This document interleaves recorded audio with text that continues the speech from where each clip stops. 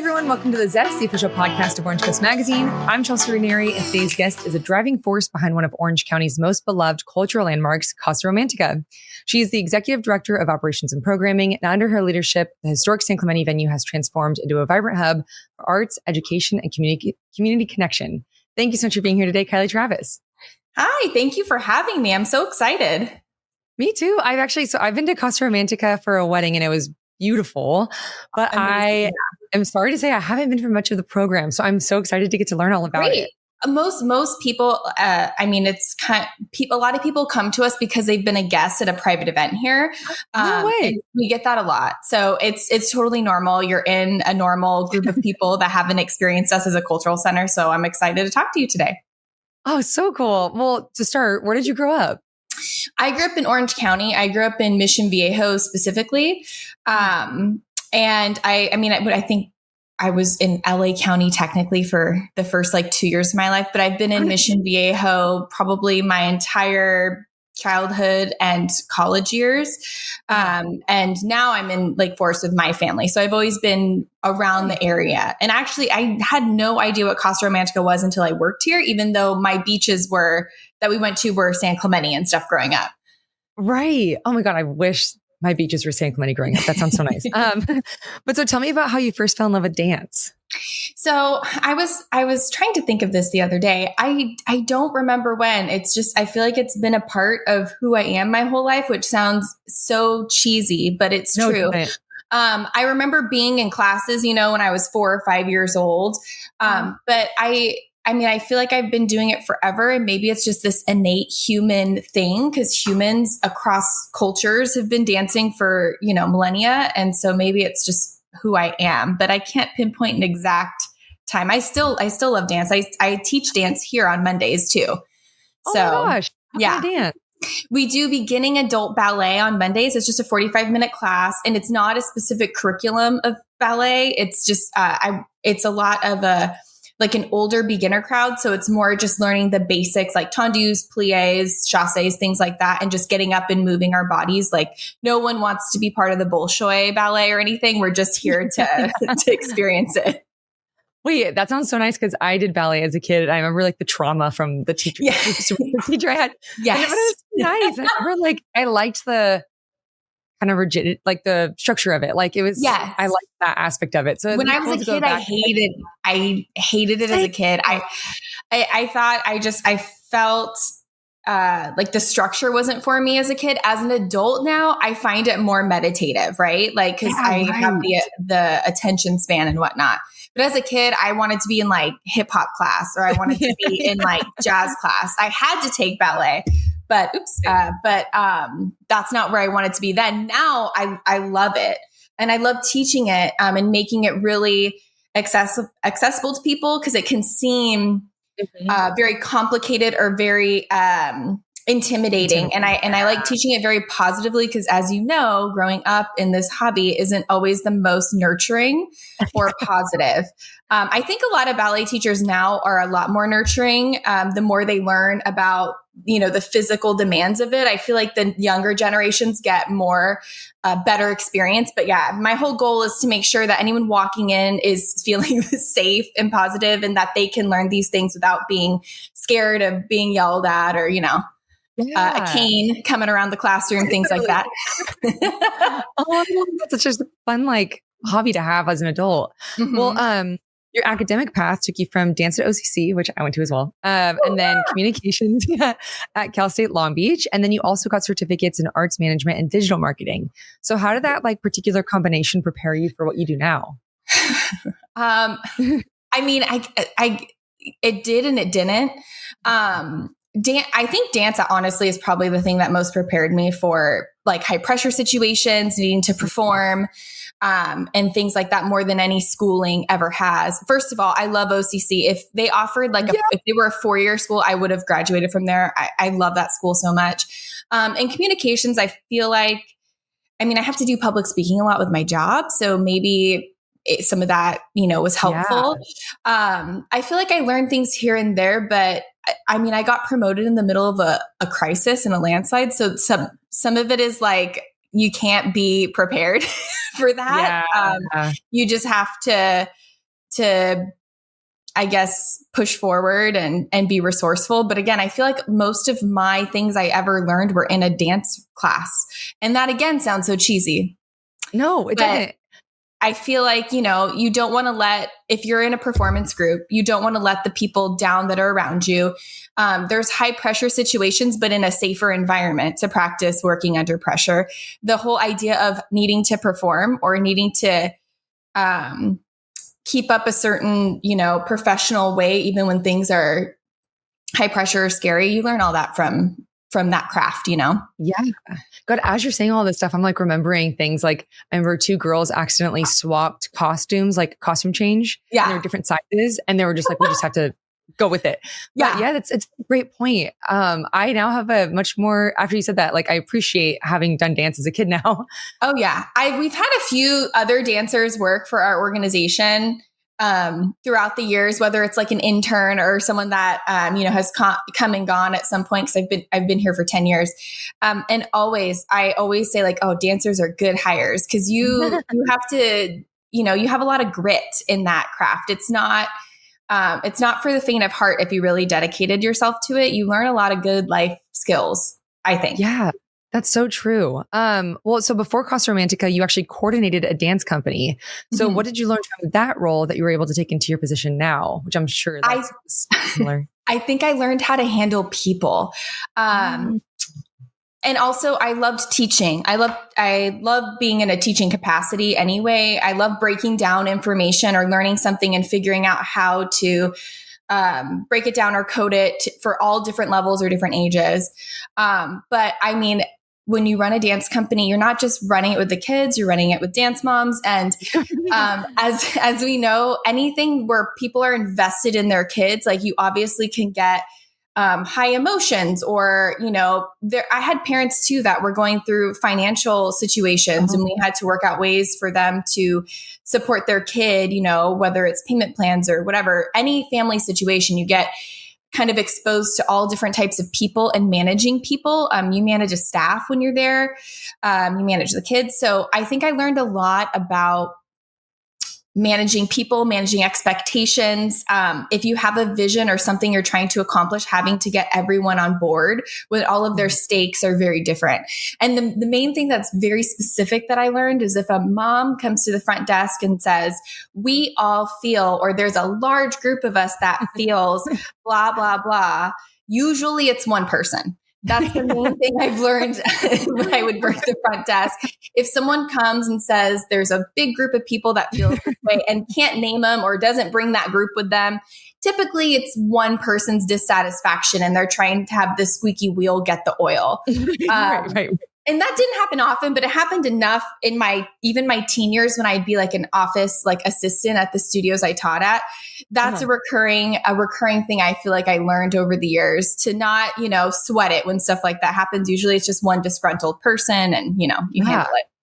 That's a really good thing to have learned because I would be freaking out if someone said that. Like everyone thinks when it happens like 25 times, you're like, I don't know. And no one else is saying it. So right, exactly. Well, you joined Casa Romantica in 2015. So what drew you to the space initially? So I think I feel like I keep talking about dance. I love it. Going such a strange thing today. When you are growing up in, a studio, and then we all come to want to be either a choreographer or a dancer or whatnot. And then there kind of becomes this bridge when you're an adult. It's like, are you going to dedicate yourself to get an agent and to go to like a performing route? Or are you going to join a company and go like the artistic route? Or are you going to become a business person and run your studio? And then there's this route that's like, or are you going to get a real job? Right. That's what people say, even though being a dance teacher, all of that is a real job. Right. But it becomes like, okay, well, do I want to be in like sweats or like, a leotard, sweating my whole life, working just at night like a vampire? Like, at one point, like, what do I do? And so I had at that point worked for 10 years in studios because I started my first teaching job at like, 14 or 15. Wow. And I decided, I kept seeing like, I wanted to dress up nice for work. It sounds so silly. I was like, I want to be able to do something during the day and like have like what is a normal life schedule. Cause my whole life I had been at studios till like 8, 9, 10 at night.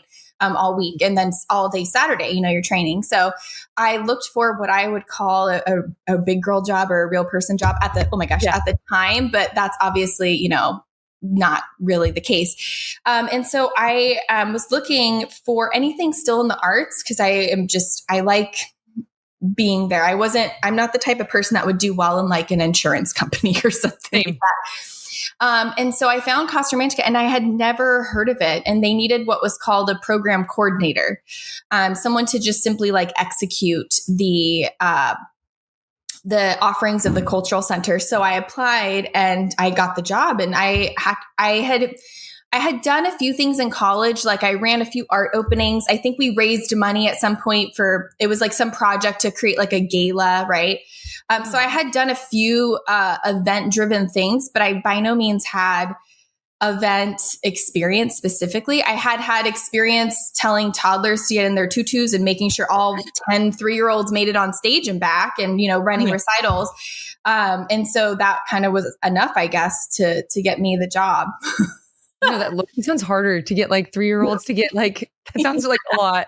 So, yeah. Well, what does your current role entail as the executive director of programs and operations? Yeah. So I started as the coordinator, and then I became the program manager and then the program director. And then during COVID, everyone was shifting how the workspace worked, I guess. Mm-hmm. And we had lost our marketing director at that point.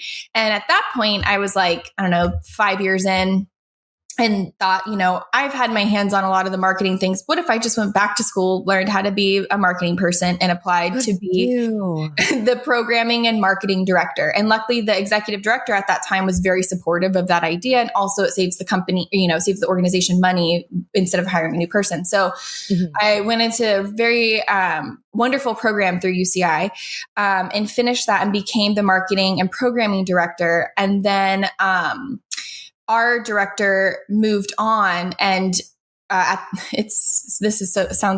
want to preface this. Our old director did not leave because of the landslide. She had started preparations of moving her family out of state when the landslide happened. Oh no. It's just the worst timing. So yeah. She was obviously under a lot of stress and pressure. She was trying to move her, they wanted to relocate and try somewhere else to live. And so we were in the middle of a crisis, and there was either the idea of the board going through like an executive search, or there was the opportunity for me and my coworker, who was the director of development at the time, Jackie Grosseth, to co-direct this together through a crisis. And me and Jackie basically said, if you do an executive search, I don't think we're going to get the best person, because anyone attracted to a crisis or an organization going through something really horrible might not be the type of person you want. Mm-hmm. And so we floated this kind of dual executive director thing. Amy had thought of it, our previous director, and we agreed to it and kind of figured out how that would work. So now we're both executive directors. We both run the organization. We have titles that kind of break us up into two branches, but a lot of the time it overlaps, and we're very intuitive of where we need to be. We work well together. Yeah. And so if the staff needs something, like if only one of us is here, we support the decision of the other person. But I know if it becomes a development question, fundraising or donor care or something, I let Jackie take the lead on that, because that was her expertise prior. And if there's something about our programs or curriculums or our museum displays or anything, that was my expertise prior. And so she kind of kicks that to my court. And so we've been doing this now for, I want to say, 2023 is when it fell. So a little over 2 years, and it's working out. It's working out great. Yeah. So take me back to the landslide, like the day that happened. Where were you? How did you find out? That sounds so. The landslide, I was the only person not on site that day. So my son, in the middle of this, got diagnosed with a chronic kidney disease. So I was actually at Chalk Hospital, and he was getting his biopsy done. And I had the staff texting me like, hey, the city's here, something's going on. And granted, Amy was the director at the time. And so she was here, and literally everyone else was here. And I was in the waiting room for the, what's it called? like surgeries and stuff at Chalk. So they didn't have like a lot of TV. Like I couldn't get a lot of information. And so I was just telling them to stay away from the ocean terrace. Yeah, right. I was like, you guys like pull in or whatever. So then they said it's falling. And so my son was then done with his biopsy, and we were in the hospital room, and we turn on the news and we're watching it happen on the news with all the nurses that are coming in and out. And they're saying, oh my God, what happened there? Like, oh, I feel so bad for those people. And I was like, that's actually my job. And like, oh my gosh, you're having a hard day today. Yeah. This is probably one of the hardest things that I've had to go through. So our staff that day ended up, they had to be evacuated because it half an acre fell. So, and they describe it as like a dirt elevator, because by the time I saw the news, it's fallen, because that's when all the helicopters get there.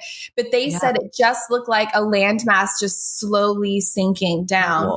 And so the city had evacuated them. So we were in the middle of a 5-day Celtic festival. We had done, I think, one event, and we had 4 more events to go.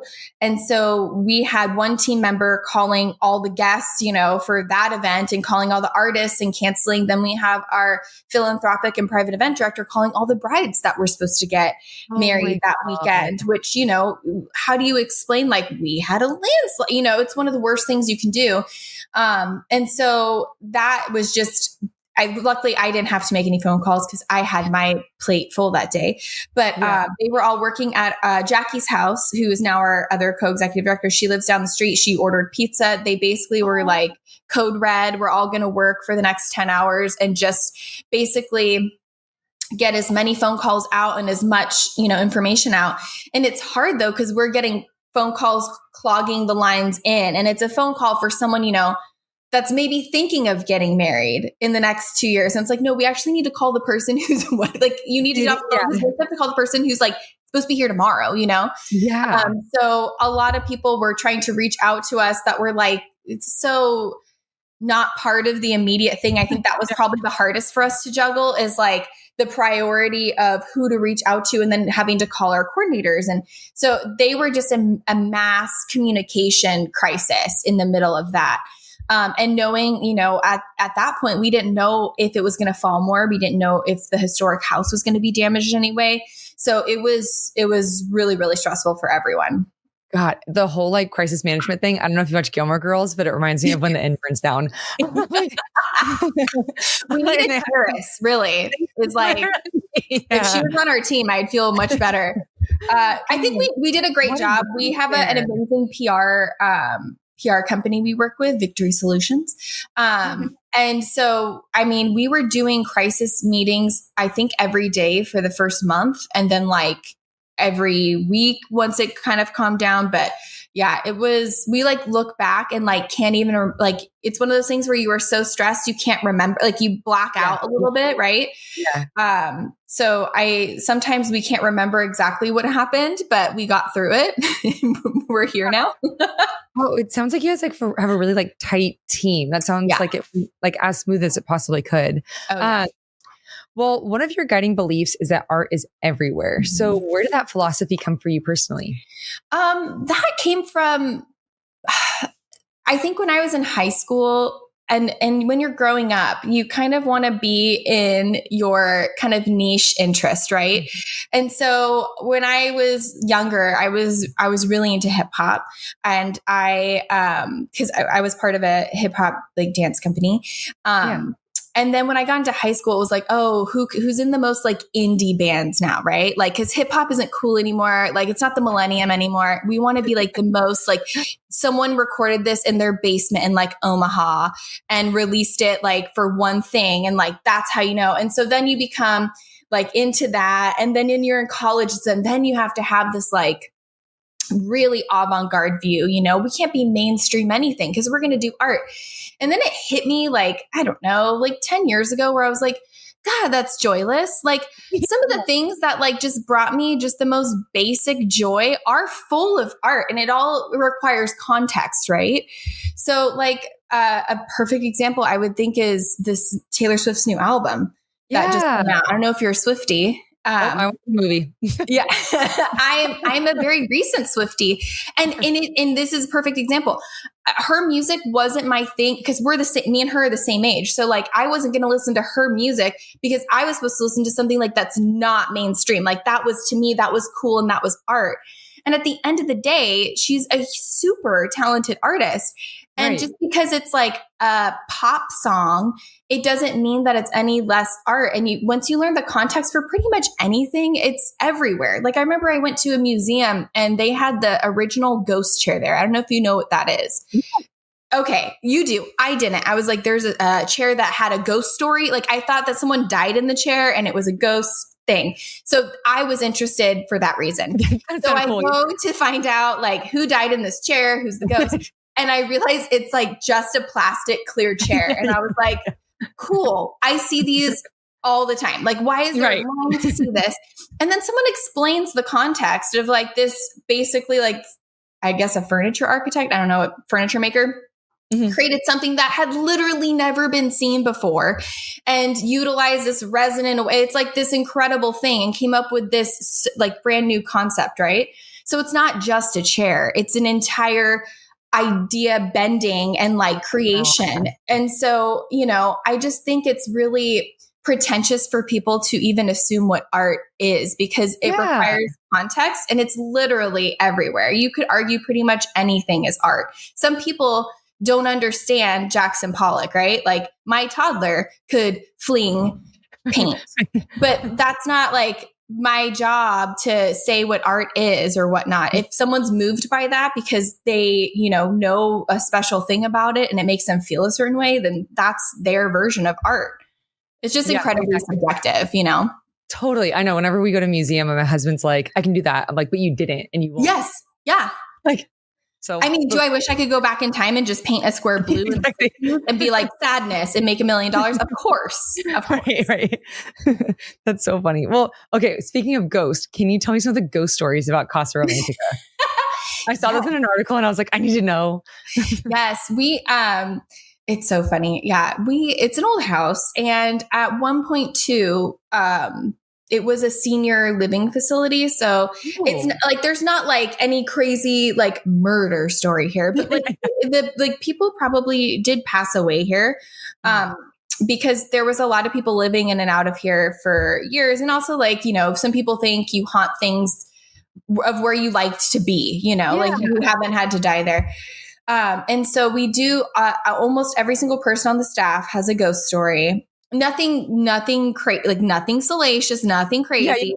But we've definitely heard a little girl like speak.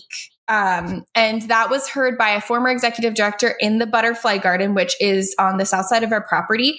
There's no way to be on the other side of the wall in that area because it drops down. So it's not like it's next to a park or there's nothing on the other side of that.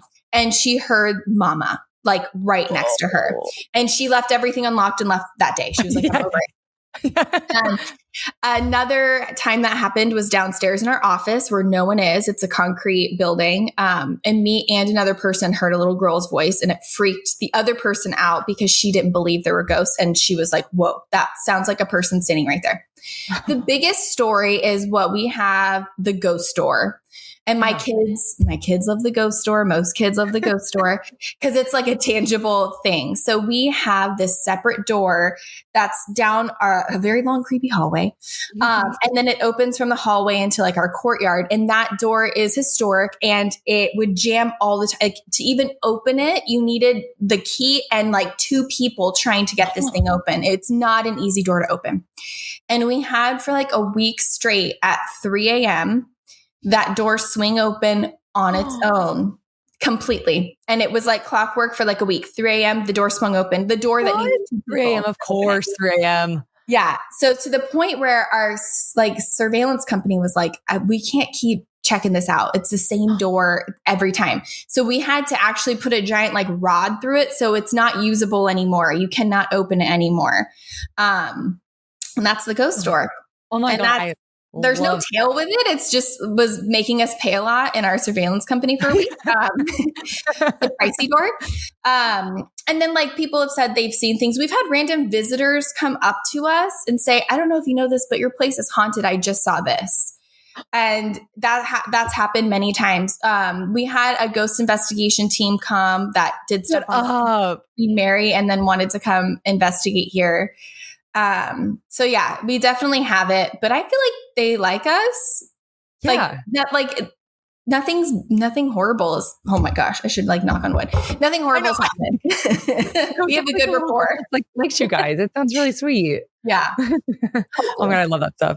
Okay, well, the studio launched this year and we actually featured it in our arts issue for Orange Coast. So what inspired that edition and how is it helping residents and community connect more directly with the arts? Yeah. So this was when the landslide happened, and even when we were able to use the outdoor courtyard that's behind me, the main salon was closed still because it was too hard to protect. Like there's two giant glass doors that open up to the ocean terrace, and it was too difficult to basically make sure nobody would go out and be nosy.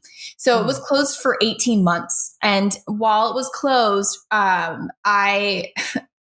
I don't know. I just decided, let's just change it up. So we would go in because I just kind of felt like stir crazy. Like we have amazing programming that was happening in the places we could do it, but I just felt stir crazy that like I could be doing more. What more can we do? So when we open again, we're better. Because that's always been the biggest thing with this whole thing. We don't want to go back to how we were. Like this is a moment of growth for us. So every place that gets reopened up, how can we make it bigger and better than it was before the slide? And so the interior of Casa Romantica, as long as I had been here, was we have some historic plaques and then we have some cabinets filled with antiques. And the plaques had been the same forever and they were kind of like all over Orange County. So they weren't actually about the history of the town. And then we had these antiques that were kind of stacked floor to ceiling and all of these different cabinets, but they weren't curated. So you had no idea what you were looking at. It just looked like a thrift store almost. And then we had some incredible pieces that had been given to us over the years of plein air art that was actually in the executive director's office. This is one of them that isn't up because we have a lot of Rick Delante. But so anyway, I wanted to redo the guest experience because it had never changed in like 20 years. Like if you had come to Casa Romantica in 2001, it would look the same if you came in 2023. And I just thought like, no one's going to want to visit us. Like when you go somewhere, you want to know like what's happening. And so in every room, we decided to repurpose it. So our dining room now has a curated kind of servingware theme in that display case. Right now, it's like teacups from across the world that's there. Cute. And then our main salon is now condensed history plaques that talk about, what do we have? We have the Ahashiman. We have surf culture, how it began in San Clemente specifically, not the whole entirety of the culture, but our culture. We have the previous owners of the house and different landmarks around town. We put up our permanent art collection in the other half, and then we pulled out all the antiques and curated them in smaller displays throughout the house. They follow a theme. So like, you know what you're looking at. Yeah. And what we had left was an empty room in Mr. Hansen's room. And I had been wanting for a long time to have multiple art spaces. So like, I don't know if you've been to LACMA, but when you go to LACMA, you get like a paper that tells you where all the art is that day, or like what's open and what's not, because they're constantly changing things out. And I was just like, God, I would love for people to come here and get that. Like, hey, you visited today. Guess what? There's this here, this here, this here. And so we have a wonderful gallery that shows all types of art, all genres, mediums and all of that. But what I wanted the studio specifically was to be something that showed art, but also seamlessly blended with the history of the home. So a lot of it's going to be like sketch, oil, plein air, anything that would have been reminiscent of what the Hansons could have enjoyed in visual arts is what would reside there. So if you're doing the historic home tour, nothing gets broken aesthetic wise, like it all matches. And so we wanted to do that. And then we also, building upon that, wanted to see like, could it be more of an interactive program if we got local artists? Because a lot of the ones in our gallery, like we've had international artists there. And we wanted this one to focus on local because there's actually, I mean, California art history is fascinating. And we have a lot of amazing local artists. And, you know, they sometimes don't get a great deal at galleries or whatnot. Our cut that we do is currently, I think we get 20%, they get 80%. And we're going to up it now because we're investing more in the space. And so I think for future artists, it's going to be 30 and 70. But if you go to a gallery, it's 50-50. So like the artist, that's very typical. And so we wanted it where they're getting more of a cut so that they're supported, but also can use the space. So they can literally come and paint and work on site during public hours. So it gives them a place to work. If they want to. And then it gives our guests a place to like watch it happen. Cause usually you're walking into a gallery, obviously with the end result, you know, and it takes so much time and work and skills that, you know, people take advantage of, especially like we were talking about, you know, you go to a thing, you see like, oh, I could have done that. And it's like, man, this could have taken someone 23 hours and 30 years of practice. And, you know, you miss all of that nuance and hard work and the whole creative process of it. And so that's what's cool about the studio is if the artist wants to, they can come here and work on their pieces. And then another facet is when they sell, it comes off the wall and they can repaint and add more. When we're doing an exhibition in our gallery, that has to stay the whole time because that's a curated exhibition. You know, there's a catalog that we put a thought process into the curation that needs to stay so that the guest experience is the same every time they're coming in. But the studio is specifically to support them. So if they want to sell everything off the wall and then repaint it all, that is up to them. Make as much money as they want out of this experience. And so that's kind of the whole purpose of that.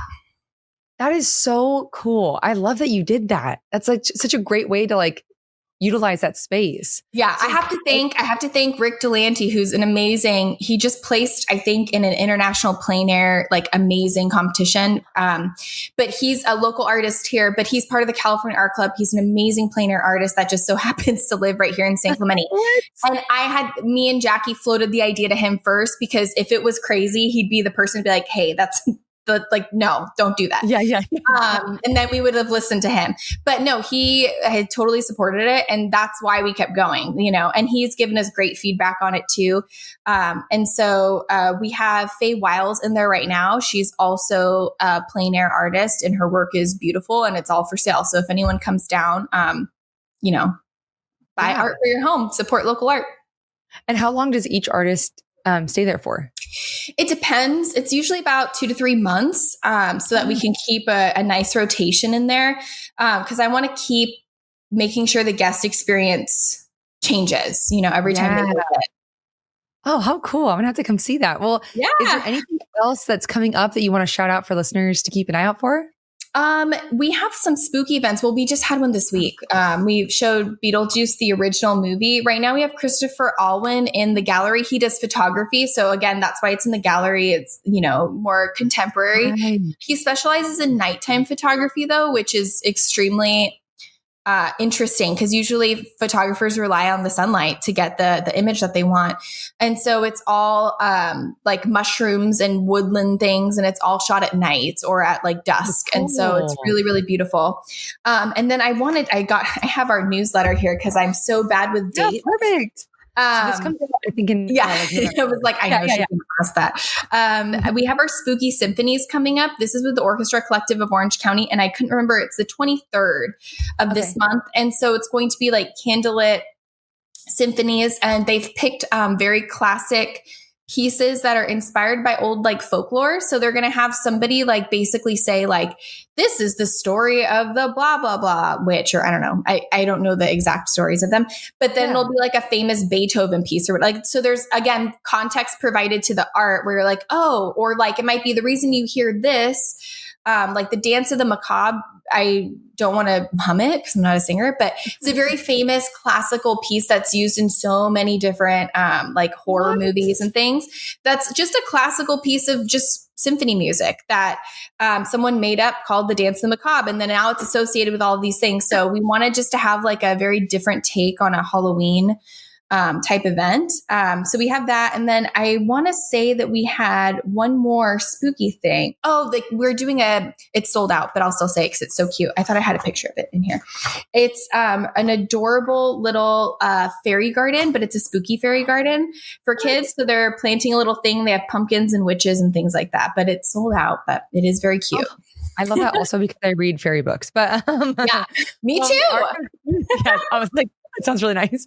Well, we are coming to the end of our time, but before I let you go, I have 3 final questions for you that we call the Thoughtful 3. So first, we've talked a lot about art in this conversation, and we kind of talked about this a bit, but how do you personally define art? I would think that art is something that makes you feel something maybe bigger than yourself or outside of yourself. Like this computer to me isn't art. I'm staring at it. I use it. But maybe if I go out into the garden today and look at a certain pattern of blooms that wasn't there and it makes me feel a certain way, like to me, even that could be art. So I think it's something that kind of shifts your beliefs or feeling or anything like that. Something simple like that. Yeah. I love that. And you said simple, but that's such a great like meaning. Yeah. Well, what have you learned in terms of how to navigate challenges? Oh man. To be okay relying on people around you and be okay telling people that you're not okay. I think so often when we're going through like a crisis or a challenge, I'm very guilty of this when I'm navigating my son's health. You don't want to burden people and you don't want to bring the mood down, right? Like you don't want to be like, hey, turns out his test didn't go well today, or we have to switch treatment. And so I'm told this by my friends all the time, you know, communication, just let people know. And like, you know, if it bums them out, it's on them, you know, or if they're like, oh, she doesn't have a great thing to say today. Like, I guess that's on them. But I think, again, going back to context is another one that's been in this conversation, but it provides context to maybe a way you're acting, or maybe, like maybe you can't get that phone call done today because I'm waiting for a phone call from Chalk, or I'm waiting to hear from the city if we're able to open. So I can't get back to you on something you want to do program wise, you know, right now. I think just being very open in communication and being okay relying on the people around you is big. Definitely. I am also working on that. And I feel like vulnerability begets vulnerability. Like it opens up space for other people to feel comfortable to be vulnerable with you as well. And I think as women, we don't want to be difficult and we don't want to ruffle feathers. And so we internalize a lot. And so it's kind of deprogramming that people pleaser aspect. It's so hard, but it's so universally true. Yeah. And then lastly, what is a habit or routine that you feel has helped you become successful in your career?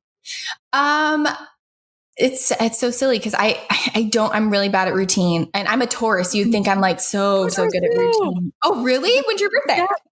April 29th. Oh, okay. You're April. I'm May 15th. So I'm like I think I'm at the end, right? Because the next one. Yeah. Yeah.